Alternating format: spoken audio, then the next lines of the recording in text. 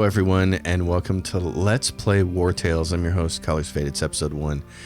Been a huge fan of this game since it came out. I started playing it a few days ago, and I haven't been able to stop. It's absolutely amazing, so it deserves a spot on the channel. We're going to start a new game. I'm going to preface this Let's Play by saying this. There are a bunch of different ways to play this game and configure your team of companions and mercenaries. You can min-max the hell out of it, go for completely optimal builds, or you can do what I'm going to do, which is going to be more role play it. So we're going to do that. You'll see what I mean as we get into it, but it really has to do with how you approach your classes and their professions. Every character gets a class like barbarian, swordsman, ranger, archer, and they can also have a profession like camp cook or blacksmith or miner. The type of profession that they have grants certain bonuses, so you kind of want to marry particular professions to certain classes. We'll see about that as we get into it, but I'm of the mind to kind of role play this a little bit more, and it's been fun doing it. So there are a bunch of different ways you can start the game. There are 5 different ones, and they grant certain kinds of bonuses. Like this one grants you 10 bread, minus 2 happiness, and then you can see the starting companions. You start with a brute, a spearman, and an archer.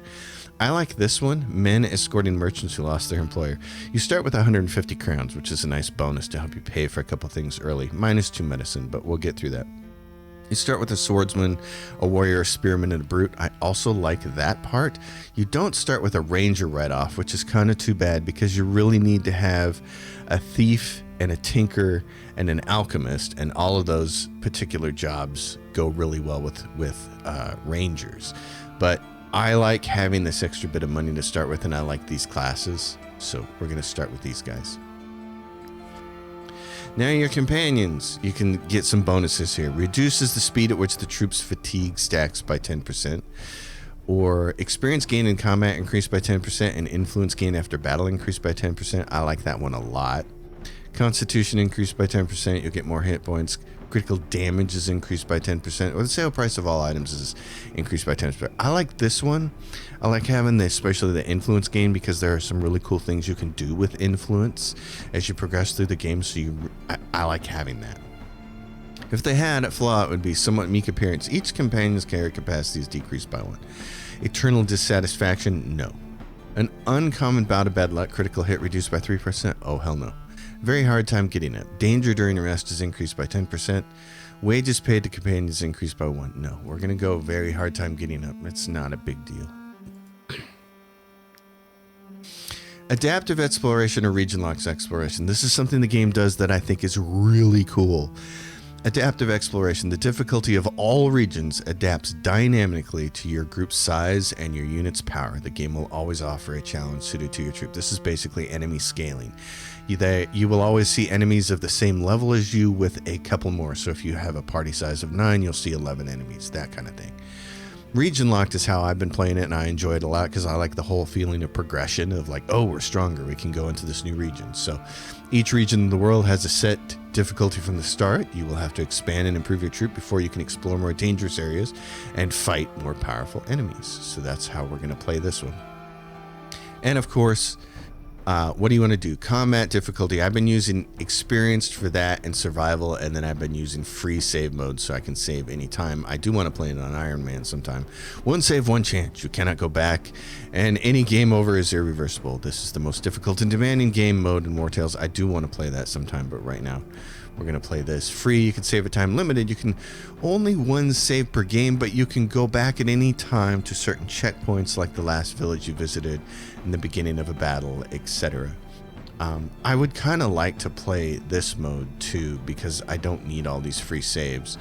This is actually kind of how I play it. I wish free save mode had an F5 for quick save, and it doesn't. This is probably the best way to play it. This might be the best way to play it. Let's try this, because at the beginning of a battle, we can, if something goes wrong at a battle, you can go back to the beginning and kind of rearrange things, and that's the only time I've ever really needed to start over too much, so let's try that. All right, next, save game. YouTube. All right, so here are our warrior, our brute, our spearman, and our swordsman, and we're going to get started.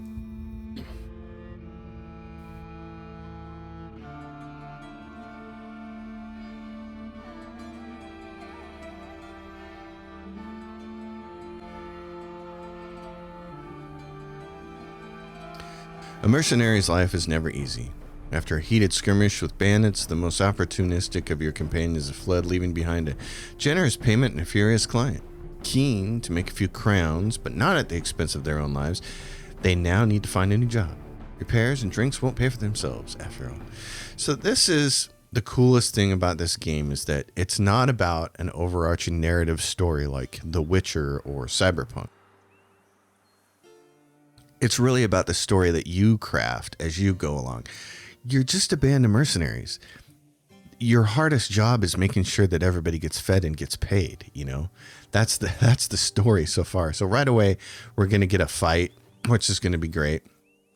But the first thing I'm going to do is change some of the characters' names. You can actually do that, and you can inspect them to see what they have. So warriors, let me make a note here about this. So each class uses a specific type of weapon, basically. Warriors end up using axes, and then brutes end up using blunt weapons. You can one-handed or two-handed. Wilt was a spearman, Wilt Chamberlain. They use polearms, and then the swordsman used bladed weapon is again one or two-handed. So that's how that works. So we're going to, I was saying I was wanting to change the names of these people, so I'm going to do that real quick. All right, a real quick rename job on some of these characters. Just because they're more familiar to me. This is the only reason. All right, we're going to take off. We got a pony. We got something over here we can grab, but first we're going to get attacked by these two guys. So right off the bat, you get to see what the combat's like, which, by the way, I think this is one of the most phenomenal turn-based combat systems I've seen. It's really cool how they do this. So at the start of any combat, you have the enemies and you have a bunch of free squares, and you can position everybody before a round starts, before the first round starts. Then everybody's stuck where they're at. And obviously you can move around the field once you start. But the cool thing is you can use any unit that hasn't taken part in this round yet in these slots, so you can see where the enemy is, what order they're going to be, and then you can decide who you're going to use, which ends up being tactically really awesome, because certain classes like archers can fire a shot that can push an enemy around. So you can push an enemy closer to another enemy, and then you can have your guy with your big two-hander come in that can actually make a big slicing cut that hits two enemies. So there's a lot of strategy in this because of the way they've built this, and I'm very, very excited about it. So we know that this person is going to act first, and we know that this guy is going to shoot second. So we want to get somebody quick over there to get him. And the other thing is how characters engage. Big characters that have axes like this, well, her right there, she's going to have a big swing and on this. 6 damage to all units in the area. You can see when I hold this over there, there's a cone in front of her, a fan. Because of that, she's not necessarily going to engage with this person. I want her to, but it's not necessarily going to happen. So I'm going to switch things around here. Harim, a character from Pathfinder Kingmaker. Jadruk, which is all the other characters are named from my first fantasy novel yet, which I'm still querying. Come on, agents, pick it up. So you want to get to this guy before I can shoot anybody. So this will be cool. So we're going to take this character here and move him right over here. Oh, and it's Impale. I grabbed the wrong character because I moved people. But it moves him around. That's cool. So we're going to leave that there. We're going to end his turn. I'm going to want her to engage with somebody else. Preferably this character. Let's get her over here. All right, so she's going to take the big swing here. So you can see at the top of the bar, yeah, when you perform a melee attack on a free enemy, you engage them. An engaged unit can only attack their engaged opponent and has a higher chance of taking critical damage. Take advantage of this with your other units. There is a really, really, really awesome ranger skill that makes it so that it's like a bomb and it has a pretty big area effect. It's like a smoke bomb. And what happens is when you launch it, every single one of your characters who are engaged in battle gets a free attack, an attack of opportunity against everybody they're engaged in. It's an absolutely awesome skill. There are some really, really cool skills in this game. I saw somebody on Reddit do a recent thing that was like, S tier, A tier, B tier skills and stuff like that. And I was pretty happy that a lot of the skills that I thought were also awesome, they also were like, yes, these are S tier ones. So she's engaged right now. He's engaged with that person. Now what we want to do is she's going to get a go. So I'm going to go like this. She's going to attack my character and poison, which is fine. Now what I want to do is archers are really weak hand to hand. They just are good at shooting. So if you can rush up and engage them, then the hand to hand they're going to do to you is really weak. So you want to get them engaged, because remember what it said. Once you engage a character, that's all they can attack is that engaged character. Unless they leave. They can choose to leave. They can choose to retreat away from that, but it creates a free attack of opportunity from the person that they're engaged with. So he can't quite get there, which sucks. But he might be able to swing this and hit him. But see, he's not close enough to engage him because he's got a little bit of space there between. So, and this character, I'm going to do this. We're going to surround this character here. Next turn will be, if you get 3 people on him, he's completely surrounded. So we're going to use pound. And that does a pretty good chunk of damage. And leave that. Now he's going to move because he didn't get engaged. And he's going to shoot at my guy, of course. Yeah, so I take some damage, which sucks. But a new round is starting. So you can see above a character, there's a 10 and an 18 and a 10%. 10 is your armor. 18 is your health. And 10% is basically the amount of damage that's going to be reduced when they hit you based on what's called guard skill, actually. So guard is based on, right here, guard plus 10.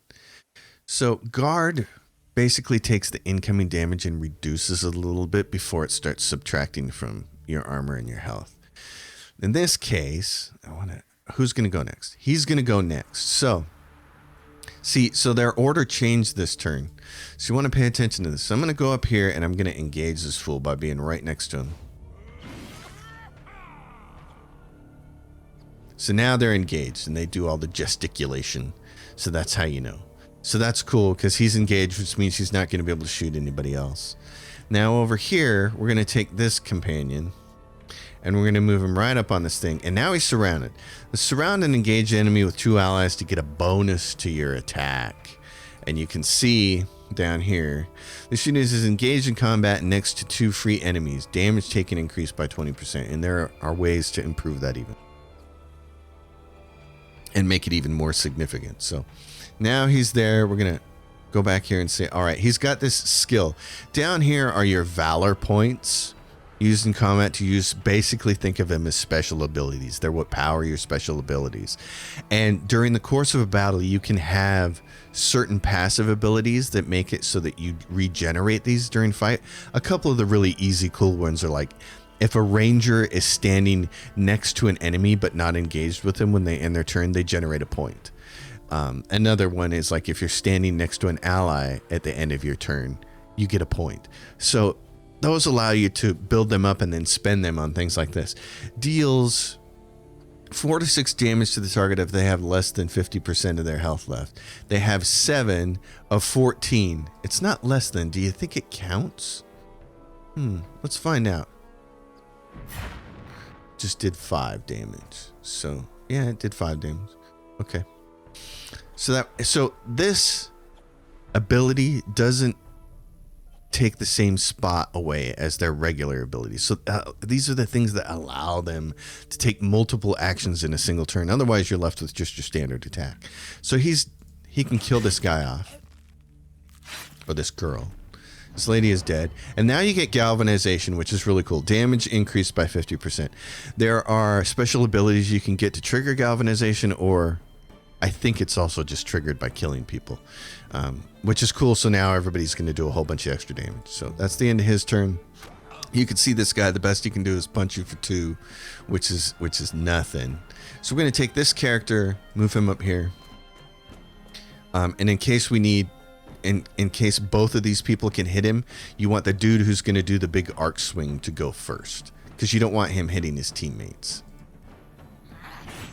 So he takes a big bite out of crime and ends that.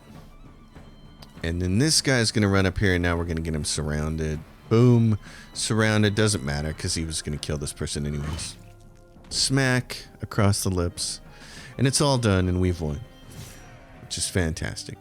So I rarely press the loot all button because look what you're doing. You're taking the body, and the body weighs a lot, and it counts against all this weight over here. You can become cannibals and use these to feed on, but remember, I'm role-playing this. So, and then here's your repair materials. Raw materials over here are used to repair anybody who had damaged armor.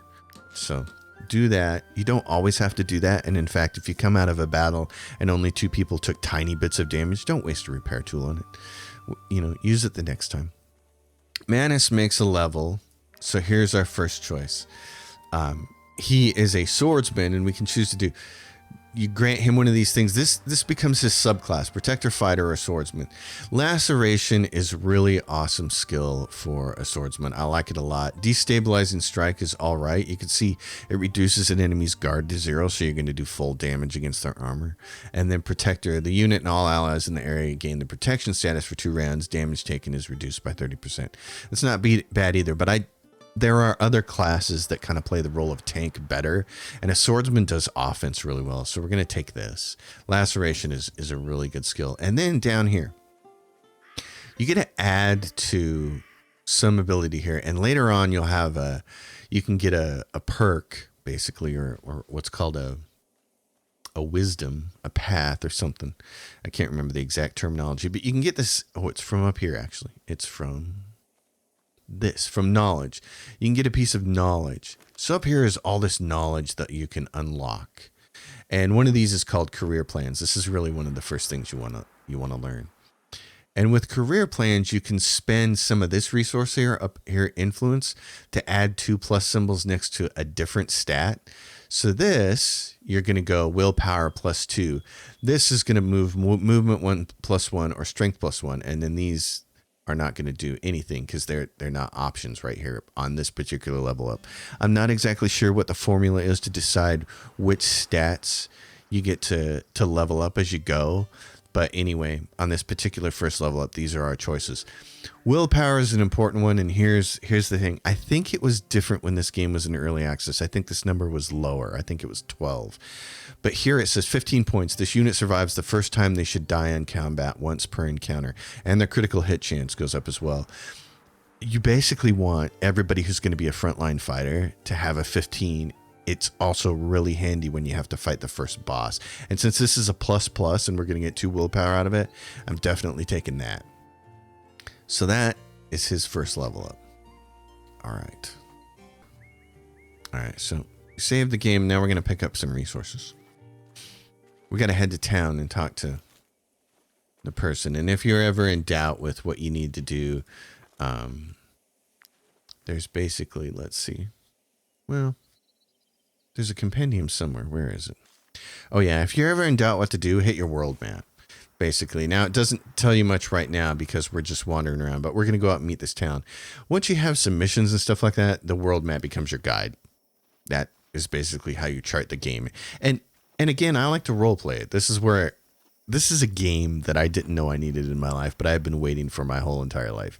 It's a game where you're playing a mercenary group, so just think like you were leading a mercenary group. What do we need to do? Well, we need to go find work so that we can make some money, so that we can pay ourselves and eat.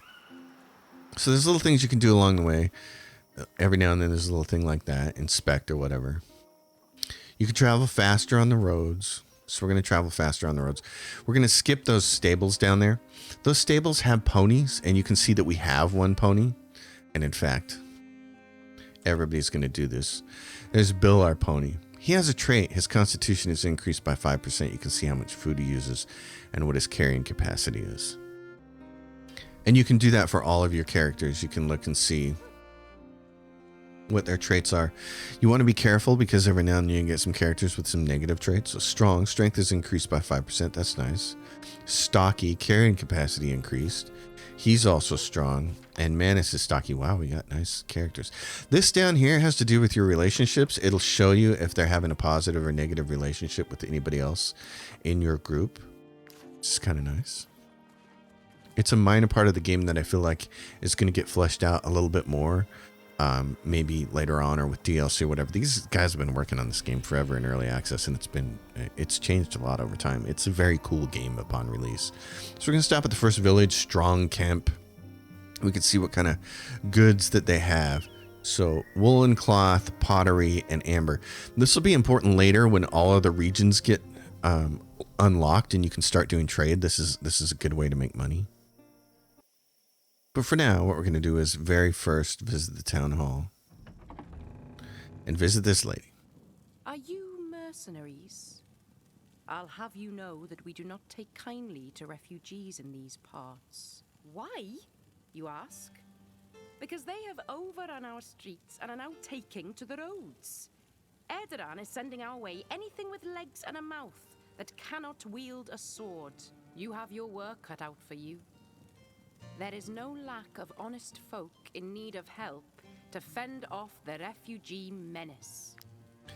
So this starts right here is the story. Each region has its own scenario and you can follow its progress here.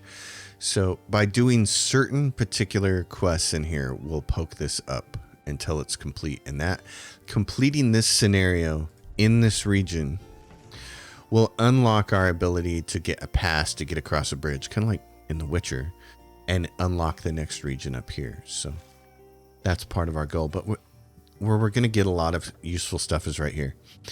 So this fellow, the informant. You.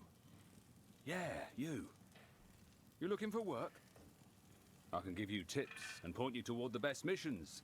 The kind that pays much better than the measly rewards the Mercenary Guild has to offer. Of course, you'll then have to meet the client and meddle in other people's affairs.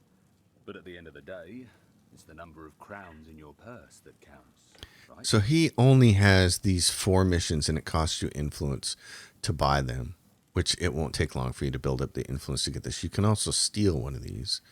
We'll do some stealing later. For now, we're just going to leave him be. She is the one, Emissary Rosalette. Might she be looking for work? Our role as emissaries is to ensure that all service requests are fulfilled. We regularly update our job offers. And this is what we want. Some easy jobs to get ourselves some cash so that we can keep moving along. So, reward here for vanquishing a squad of people. Great. It's easy. These I found to generally be accurate. So, I'm going to start with the easy ones. Another cool thing, another cool piece of knowledge that you can get later allows you to bargain for the price on these. Basically allowing you to spend influence to increase the amount of money that you get for doing these. I found it to be a great use of influence. It's totally fantastic. This is basically the end area boss. The last fight in this particular area is also kind of fun, but he's a right challenge, and it was a lot of fun to do him the first time I was playing the game. So here is help requested drunkards, and then we don't want to do this. It's hard, so we're going to leave that for right now. And then we can find some other adventures. Every inn always has 3 adventurers. So there's a spearman. I don't really want another one of those right away. There's an archer. And there's a ranger, and that's what I want. I want my first ranger. So we're going to hire this person. They have confident, their willpower is increased by 2, and they're drunkard. Must consume alcohol with every meal to be happy. It's not a huge deal. So don't let that scare you off. And their willpower is 17, which is great. So we're going to hire them. Talk to them. I was part of another group of mercenaries, but one morning they left without me. We're going to recruit you for 30 influences, which is all we have, and 60 gold. And the reason we're going to do that is because we really want someone early on to have the job of tinkerer, and then we need another ranger for thief. And the reason is because the tinkerer profession is going to give you plus bonuses to critical damage, and the thief is going to give you plus bonuses to dexterity and critical damage. Not as big of critical damage as the tinkerer does. So those are 2 professions that early it's like, yeah, I want those. So she's on our team, and we're going to rename her really quickly. Okay, I renamed the rogue to Jenna because Jenna is a short sword wielding character in my novel, and Brienne is from Game of Thrones. So, and she's a big, strong warrior. She's got a gigantic axe, so that makes more sense. All right, So we have that, and we've got 2 missions. Now what we need to do is make sure we have enough food. We got 2 injury potions down in the market. Down in the market. There's this person. He's going to sell some general stuff. He's got woolen cloth. He's got the goods that are going to be sold, the trade goods here. And then he's got a bunch of other little stuff. He's got some iron ore, and he's got a barber kit. So a barber kit will allow you to change the appearance of each one of your characters. I think it's 1 for each character, though, so it's kind of expensive. It's not something to do till later in the game. This person will sell wheat and salt. So I'm going to buy like 5 of those. So we can get a camp cook started. And you can steal some of this stuff, too. We'll go over theft later. So this guy sells all the meat stuffs. I understand there's a war in Edoran, but that doesn't mean they can just help. But we're not going to worry about that. I think we have enough food right now. We're going to want to get a fisherman, too. So you'll need a tinker to do the fisherman.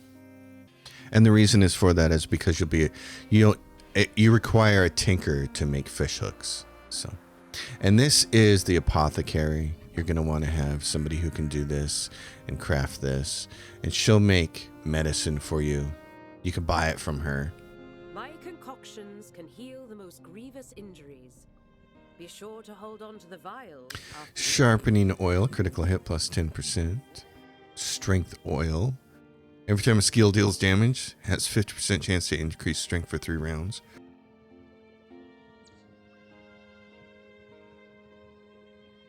And my springtime allergies are leaving my voice. Struggling here. Okay. So, let's go look at the map. Where do we need to go? We need to go down here. A group of drunkards has decided to square off with the refugees. They must be stopped before things get out of control. And then over here, Marin's squad. Before we go do that, we want to go down in this direction. And I'll tell you why on that. Those guys went into town and now they're taking off. So we want to go down here. And one of the first things you want to do is pick up 3 shackles from the jail. And the reason for that is because you can take captives during fights. If you get someone down below 50% health, and the lower they are, the easier it is, the higher your chance to be successful. And so if you take captives, you can take them back to the jail for cash reward, for bounties. So it ends up being one of the many ways that you can earn some money in the game. And there are also people you can recruit from the jail too when you start to get some money. It's a little expensive early. Like there's even a wolf here that you can recruit. So there's this person, he's an archer.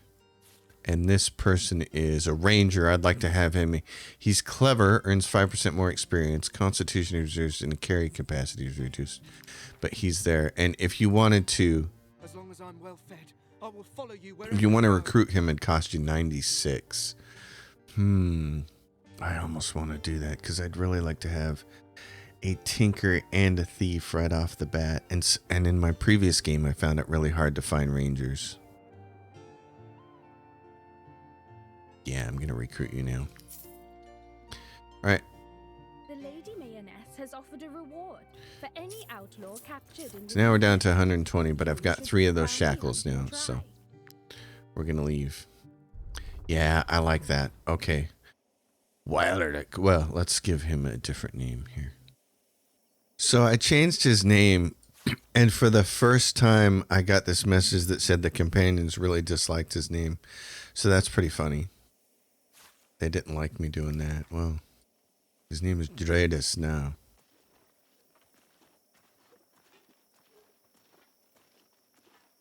So we will head over here and we'll deal with these punks. Now, if we had some alcohol, I think we could just give it to him and we wouldn't have to fight him, but otherwise we're going to have to argue with him. I just very quickly saved the game. I wish there was an F5 key for a single save. It'd be great. There's also, there's something over here we have to get. So we discovered that side over there, which gives us a knowledge point, which we're going to want. We'll toss them out ourselves. We'll toss them all out. Yeah, I've been drinking. We all have. How do you know? You seers or something? Never mind. Leave us be. We've got refugees to clear out of Tilton. So if we had 3 times wine, we could get some more influence, but we don't. So we're just going to have to attack them and get leathers. So they have a foot soldier, a phalanx soldier, and this person who's a foot soldier. So the 3 of them, but we have 6 people now. So this should be fun. And they're soldiers, so they're not eligible to be taken in for reward. So we just need to down these folks. All right, let's take a look at who we have. Who's going to act first? She is. Okay. So there's Jenna is a rogue. Jadruk, who's got the best defense here, the most armor? Jadruk does, and he's got a big, huge club and shield. And then Manus. And then over here, this foot soldier is going to go second. And we don't have anybody in any way to push them over there. So Brienne could hit both people. So I'm going to move her. I kind of want her over here. Both of these are swing type of people. What do we have? And then this Harim. Okay. Now, Harim is more of a support class, although he does have an 8 armor right now. That'll go down in time. So Jenna's going to be over here. Okay, I think this. You can see there are bear traps and things like that in here. And sometimes you can't see the trap, and on your way to confront an enemy, you'll walk right over one. All right. Let's start this off with him engaging her. And what I want to do, I think, is engage from this angle. I want this person to kind of come over here. So engage. So he's engaged now, and then you can do this taunt, but we don't need to do that. This is really useful when you want to get an enemy that's engaged with the rogue off of the rogue. In this case, they're called rangers, but I think of them as rogues. And then, you know, it keeps them from getting destroyed, and it does a few other useful little things here. All right. This person is the foot soldier. She's going to go next, and then this person's going to go. And she's engaged. So I think what I want to do is have this person go here. Maybe not. Maybe go like right there. See, I have a feeling this person... Well, let's see. Hold on. Let's think this out. We're going to get 2 more people to go before she moves. So he's not going to be in any danger of being directly behind. So do this. Increases the critical hit chance by an extra 30%. Triggered when this unit attacks an engaged enemy from behind. So that's the best they can do right there. She's going to hit me. Now what we want to do is engage with these fools. So let's see. Who's that? That's Brienne. She's got a big swing, and then there's him. Okay. So we're going to have this person go up here. Doink. Swing. It's weird playing without any special skills after being... In my other playthrough, I made it about 25 hours into the game and started to get some really cool combos. So she's going to go next. And this person doesn't have the usual thing that I'm used to either. Okay, so let's do this. She's engaged. So stabby, stabby. Oh, and it moved them off. Oh, I didn't realize that did that. Okay, that's interesting. She can swing, so what I'm going to do is move this person back here a little bit and hope that she goes after him. Yeah, and she re-engages with him. There's a really cool ability that a lot of the fighters and warriors can have, which is every time they engage with an enemy, they earn a valor point. So it's really cool to be able to bump them off and then have them re-engage, and you end up with 2 valor points from that. All right, so now, Brienne, let's get you up here and engage this person. With the big slicing cut.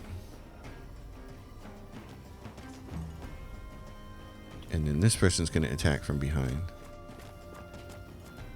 Boy, now is when I wish I had that special ranger skill, because it'd be really awesome. I got 3 engaged people. I could get 3 attacks of opportunity. And they're going to poke you there. So let's see if we can kill somebody fast, because in killing somebody fast, we'll get galvanized for the rest of these folks. So Brienne, how much will you take off of this person? Okay, that's a pretty good poke. Who's going to act first? This person is. I'm not too worried about that because I want the damage when we hit her.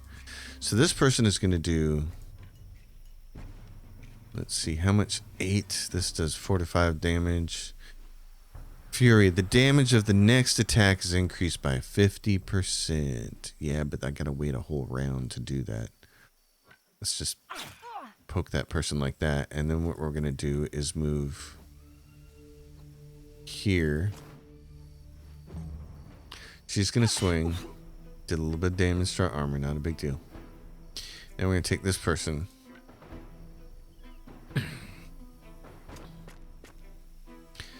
Capture. We can use the chains and capture them. But again, these people aren't outlaws. So it's not a good idea to do that. You'll take them to the jail and it'll say, there's nothing I can do with this. And now we're galvanized because we got the first kill. And now we're going to go here and surround this person. And they're surrounded. All right. Now...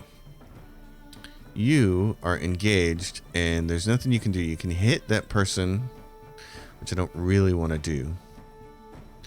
So let's see about trying to do something else here. This person can move. Yeah, moving him there was a bad idea. I should have moved him on the other side. That would have been smarter.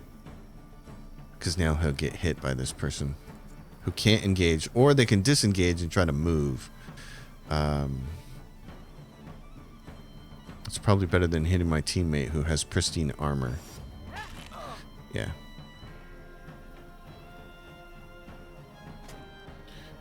Because this way... There we go. Alright. Now, he's done. Because the less armor that I have to repair, the better. This guy. Come over here. Stab this person. There we go. Now, let's see. What do I have here? I have she's big. She's big. I'm going to move him back over here. And then this person is just going to whack-a-doo. New round is starting. Who's going to go next? She's going to go first. Okay. Can we kill her before she does that? Maybe. Doubtful. Oh, we did. Oh, we unlocked the trait Glorious. Okay. Do you want to let them go and win the battle? The answer is no.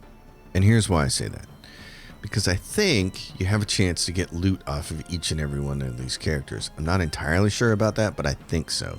So that's why I've been doing no unless my whole team is beat to hell, and having them do that helps. So in this case, we're going to try to kill this last person. So this person, let's see, we don't want to do that because he's going to swing and he's going to hit and he's going to hit. So this person is just going to stay here. He's going to go like this and finish him off. Leg cut through the gizzard. Wonderful. So that finishes it off. Your group is overtired. Your companions might die of exhaustion if you keep walking. You really should rest. So we're not going to loot the bodies, but we're going to take this. It's a nice targ, and then we're going to repair. So we saved ourselves 4 repairs by not having Harem get involved. And then we're there. All right. So that's the first one. I like to push my team a little bit.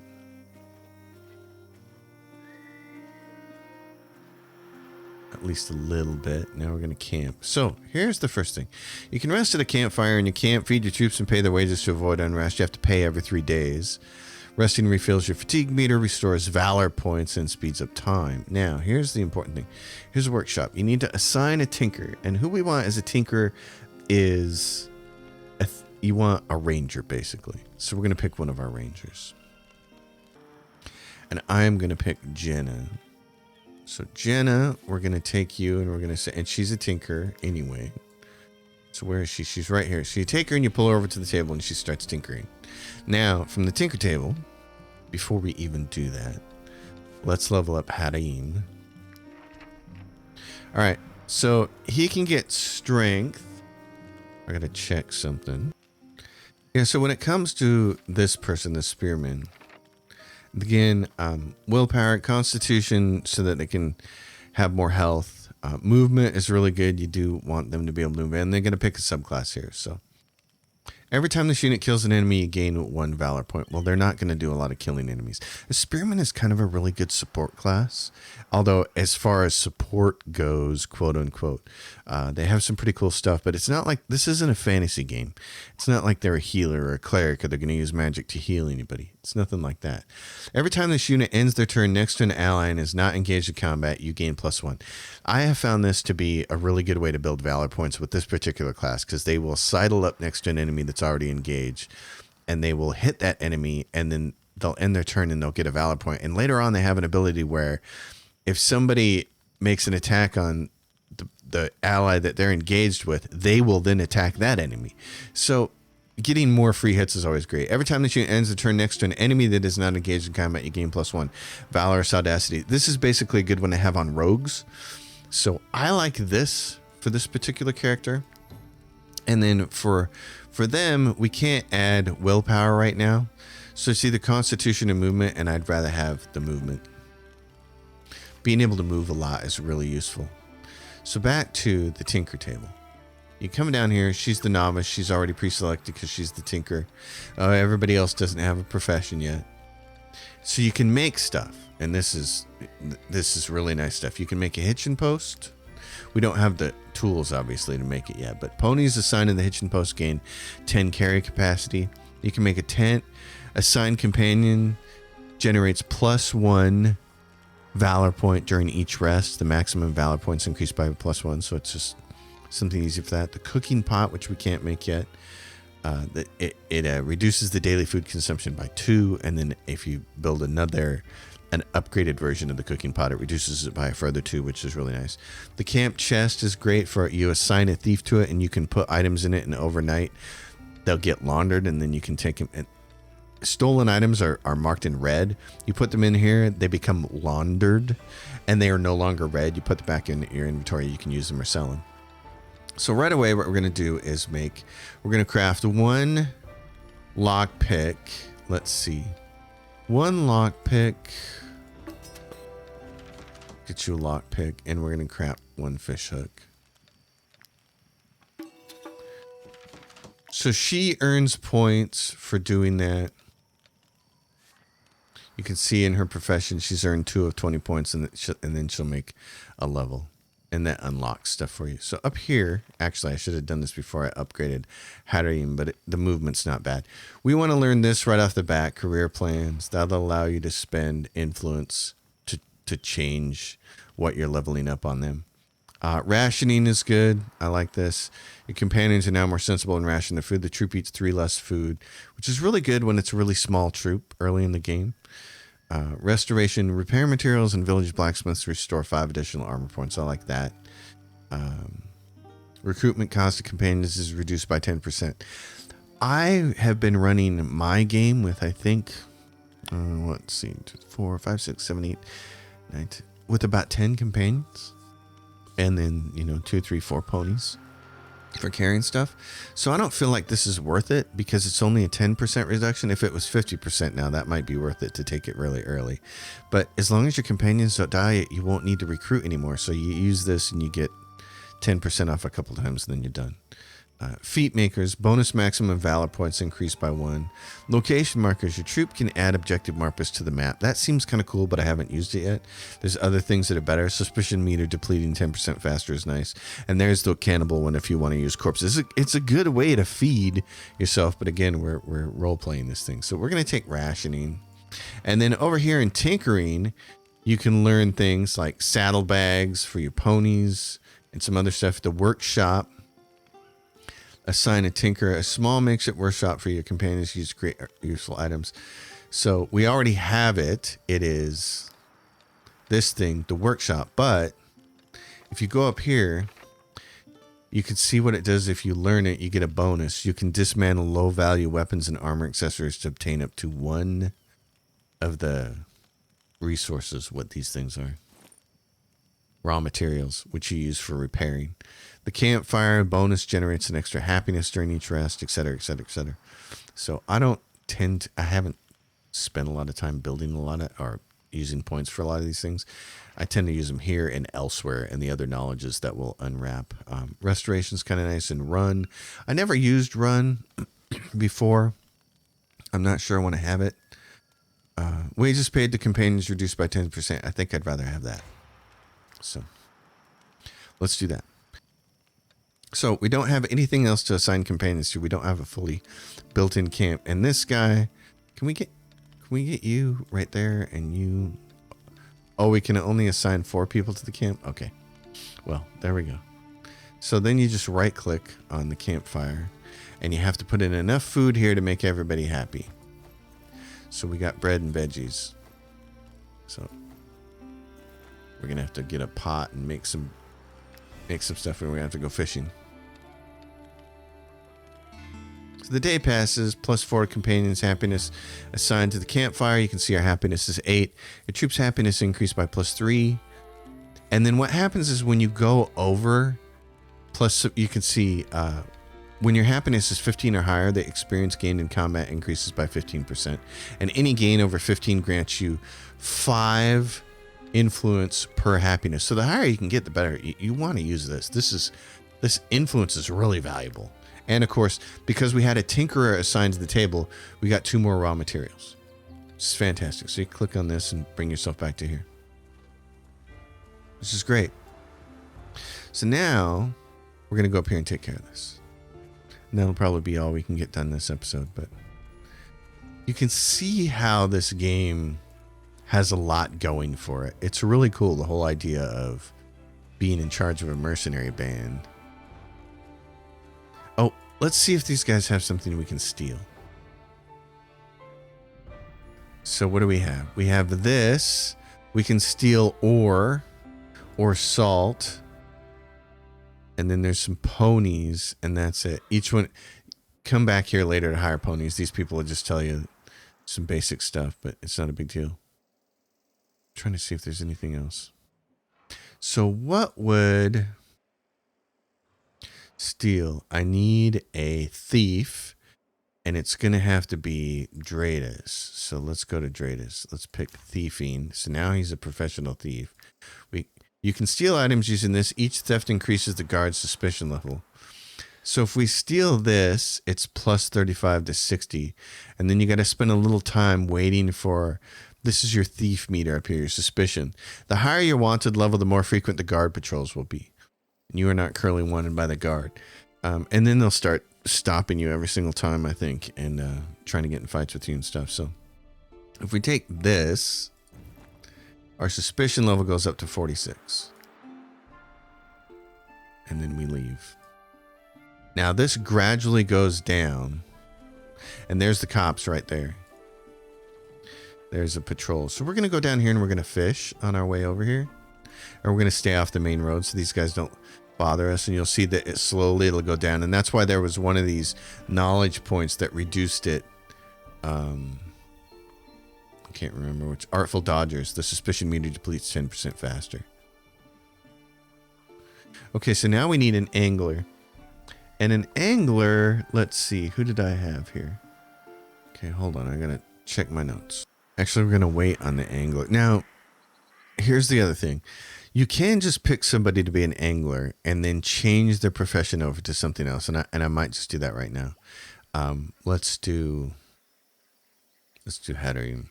We're going to pick him to be an angler so we can fish on the way.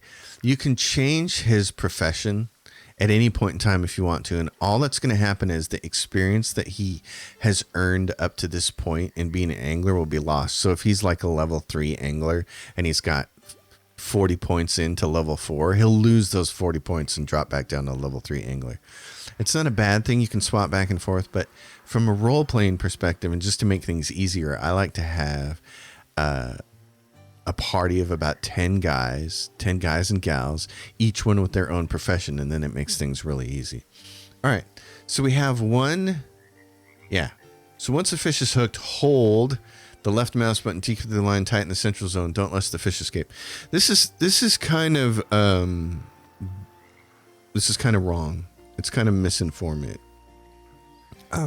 What you actually have to do is press the left mouse button and hold it until you pull it off to the right far enough, and then let go of the mouse button. And then the fish will pull it back to the left. The fish is always going to pull left. You're going to click, hold down until it gets far enough over to the right, and then you're going to let go, and the fish is going to pull it left again. And as long as you're in the middle of those two red lines, when the fish's timer runs out, it's going to have this circular timer running out. When it runs out, then, as long as it's in the middle there, you'll catch the fish. And so when you're done with the fishing hole, you'll lose the fish hook on the very last one.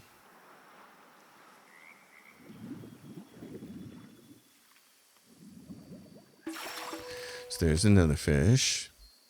It's funny because I know all these fish right here look like carp. Because that's what carp look like. Oh, so there was a glitch. I'm going to talk about that a little bit. Yeah, and so we lose the hook on the last one.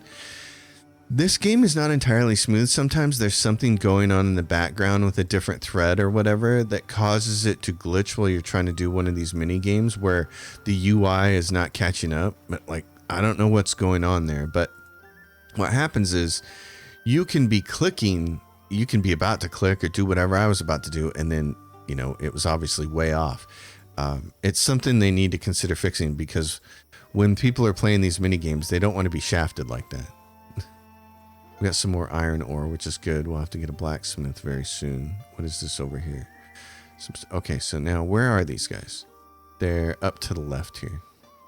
I'm going to go up this way. I can inspect this. Oh, and there's some wood.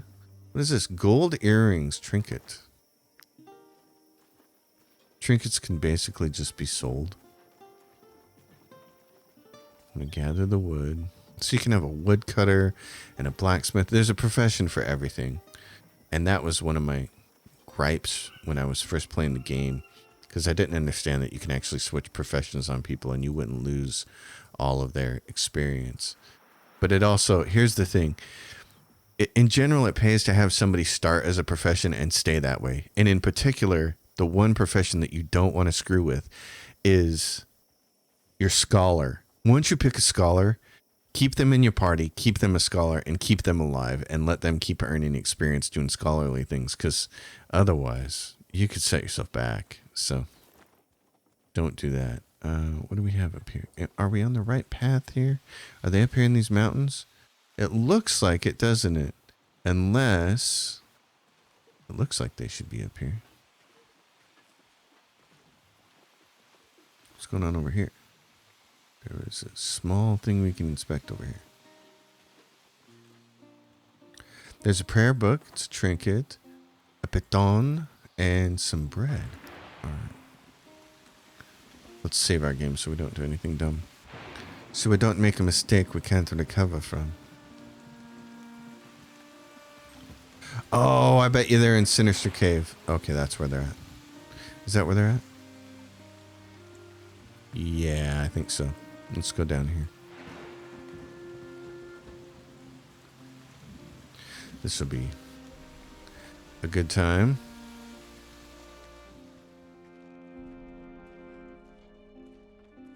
And I'm sure for some players, they will find this overland map traveling exercise very painful and slow, and I find it very relaxing. So this game was...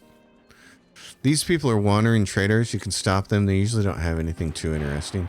It's more of a place to dump your stuff when you're overloaded, I found. But every now and then they have something useful. We don't have a lot of money, so...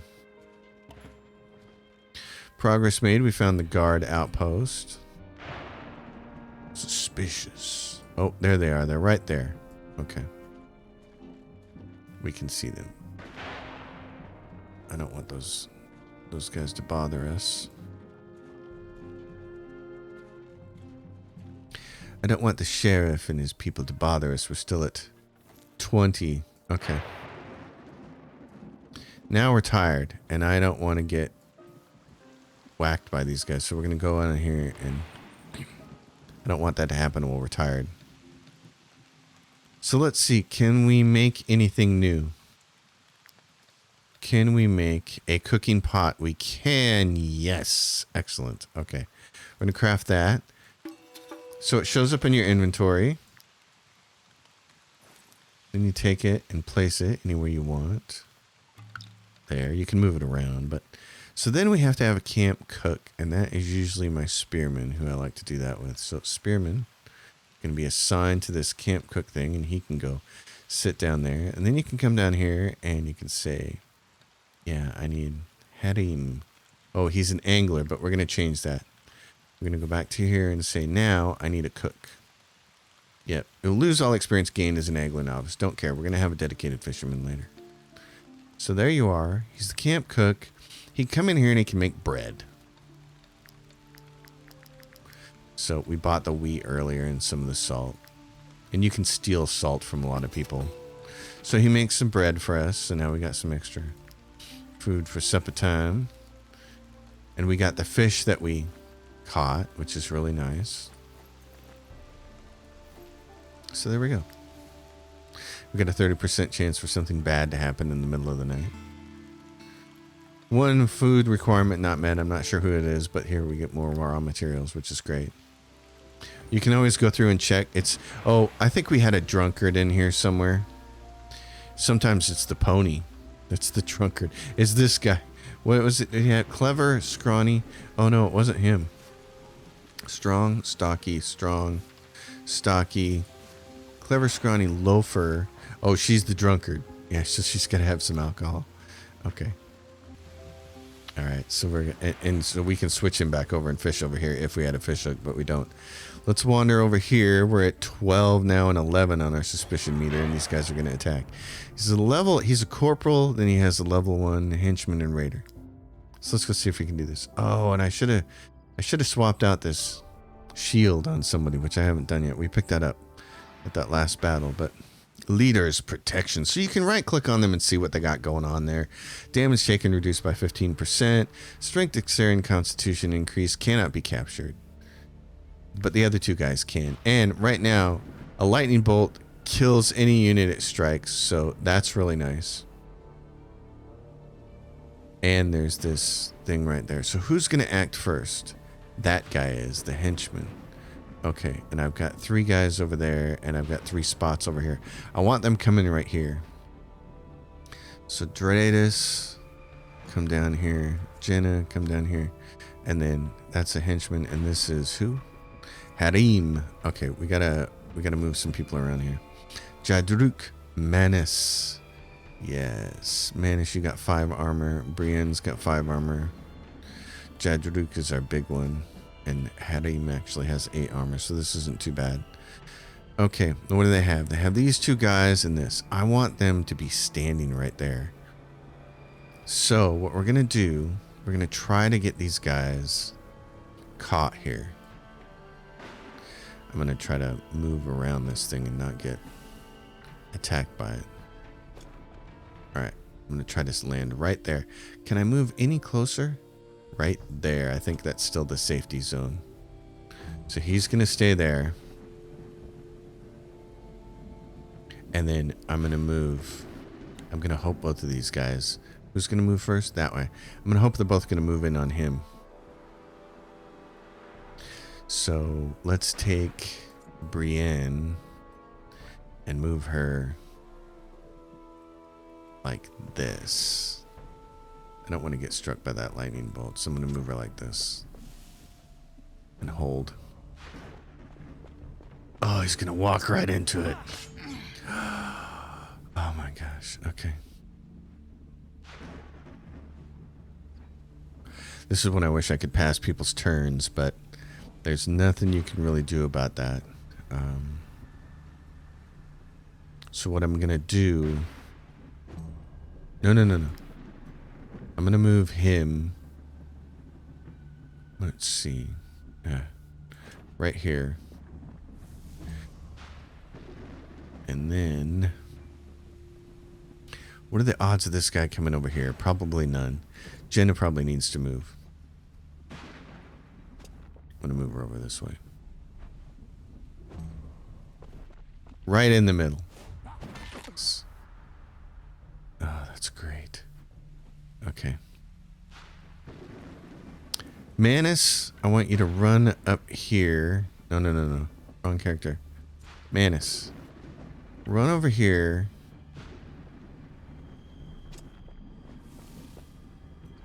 Can you swing and hit that person? You can't quite yet. Can you go? That'll put you too close to the cloud there, I think, buddy. And you can't hit her there, so just end your turn. And this character is gonna move like this. Okay, run all the way around. I thought he might do that. And he's gonna target. Oh, that was wonderful.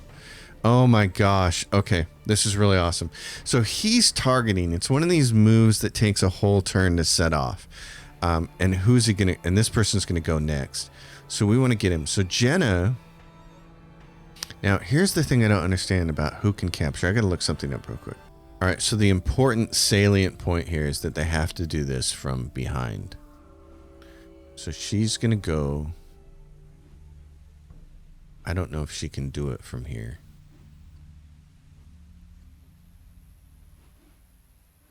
I'm going to see if she can. Like, is that far enough behind to do it? Nope, it's not.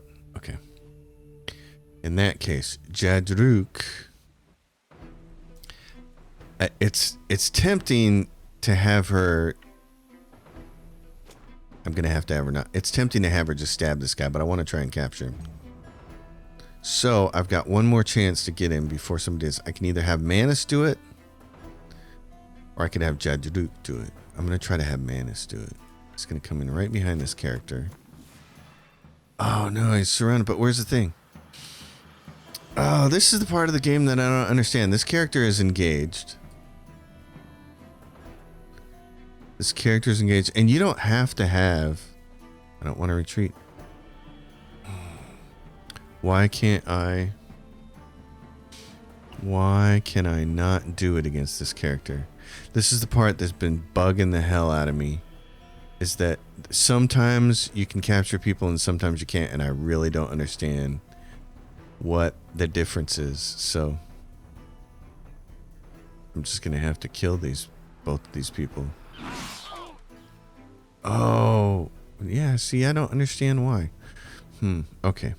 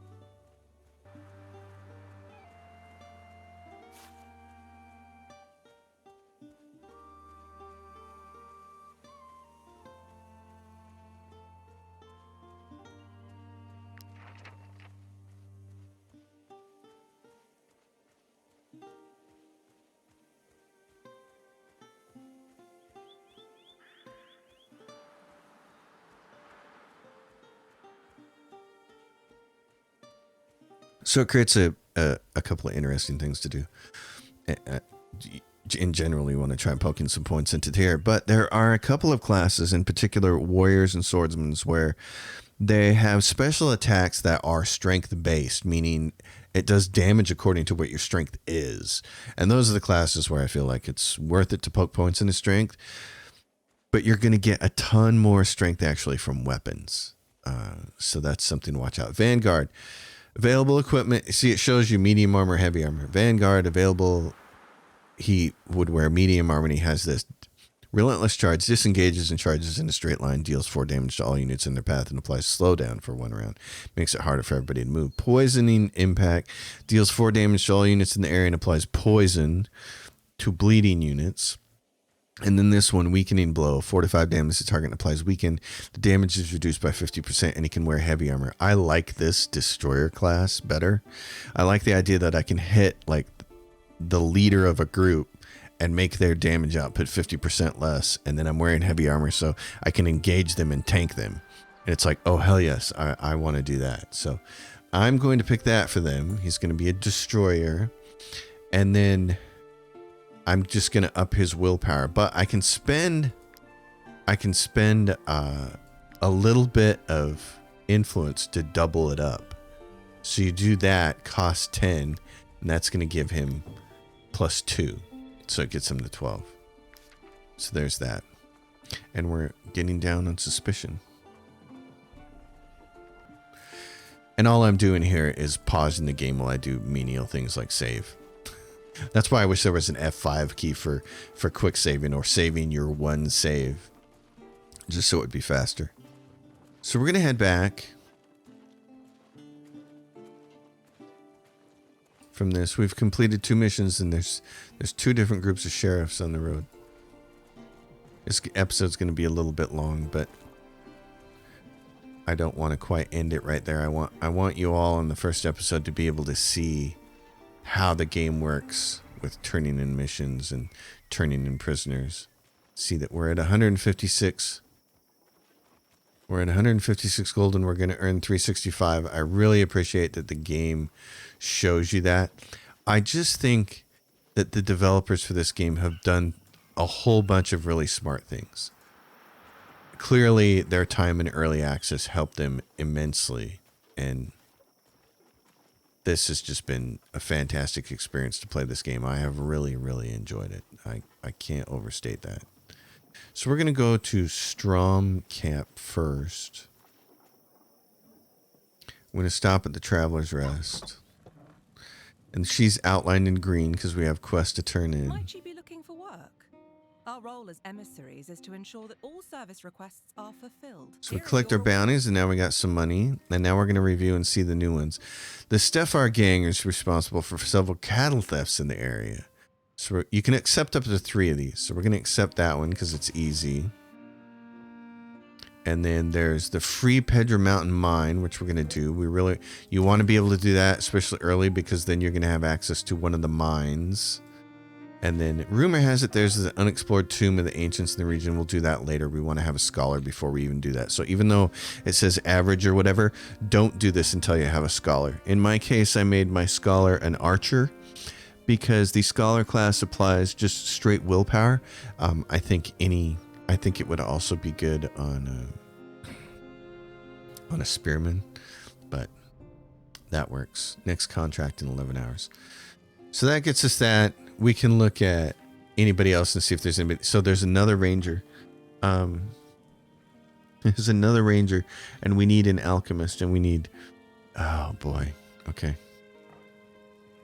Yeah, and what's he got? Thick skin, 3% base guard, and a heavy sleeper. Does not reduce the escapability of nearby prisoners. But he's a ranger, and I like to have 3 of them in my party. She's a spearman, and he is a spearman. I had a real hard time finding rangers in my previous game, so I am of the mind to hire this person early. Yeah. Adult. I'm going to hire you, bud. I want you. I want my 3rd ranger. Oh, but I can't recruit you because I don't have enough influence. Okay. Well, then. That's done. Oh, and then let's look at the only person. There's 2 people right now using shields. So Jadruk the Destroyer, this one adds guard 10, which the equal sign says it's the same as what you got, and the armor goes up by +2. This adds guard and armor 6. So +2 and +4. I love how they do that. It's really nice. There's Brianna, Dratus, Jenna. There's our... You can have these guys as in camp. You can have them do any particular function. So if you want to have them be a cook or a fisherman or whatever to fill a role while you're moving about, that's something you can do. So he's two-handed. That's the only shield user. And she's two-handed because she's got the axe. She'll stay two-handed. The one I like to have, a swordsman with a shield, ends up being pretty tanky too. So I like that. So we're going to depart for right now. There's more stuff we have to do in town. We can do some blacksmithing things and stuff like that. But right now, I want to go turn this prisoner in, and that will conclude this episode. It has been a fun time. And we can turn a bunch of the stuff in. You can see right now we're not threatened. We're 46.7 of 108 weight. Believe me, and I'm sure you can already believe it, it adds up quickly. So you can get away with one pony this whole first area, and then when you get your pass to go across the bridge to the next area, that's when you need to probably have 3 ponies, because the stuff is gonna add up. So if we were to camp here, we could tinker and make ourselves a fishing lure. And we're gonna have to pay everybody, of course.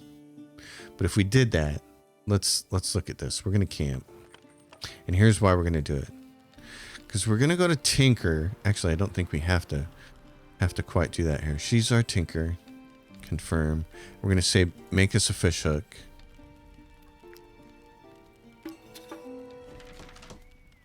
And then all we were doing was stopping. We're not actually gonna camp because we still got some daylight left. What we're gonna do is walk down here, and we're gonna have our prisoner fish for us. So I want to use the prisoner, and he's going to be an angler, Orsblillen, and we're going to have him fish for us, and we're going to say, hey, don't mess up our dinner.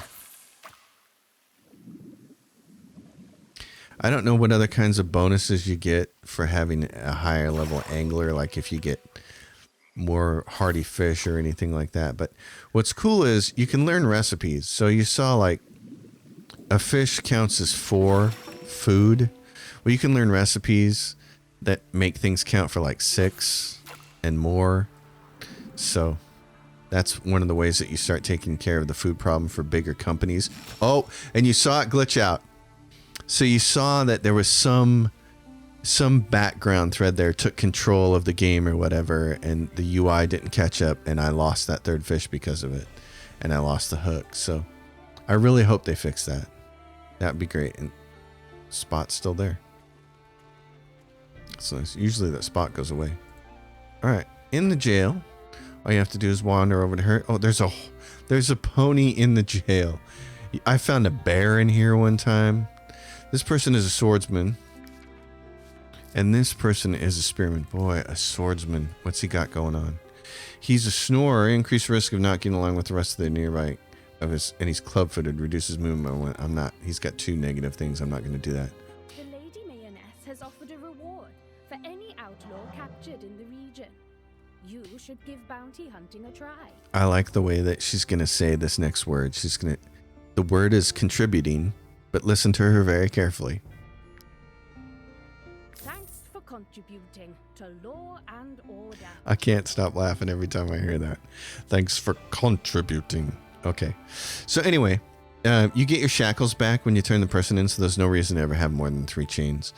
Because my understanding is the jail won't take more than 3 prisoners. So you hand over the prisoner. You get that. You got some cash. We're at 587, and we've done 2 missions. So that's not too bad. So there we go. That's episode number 1 of Wartales. This game is I've had such a freaking blast with it. It's so much fun. It's exactly what I've always wanted. You're not doing a big story. It's not a narratively driven game. It's not like Cyberpunk or Assassin's Creed or any of those other games that I do love to play.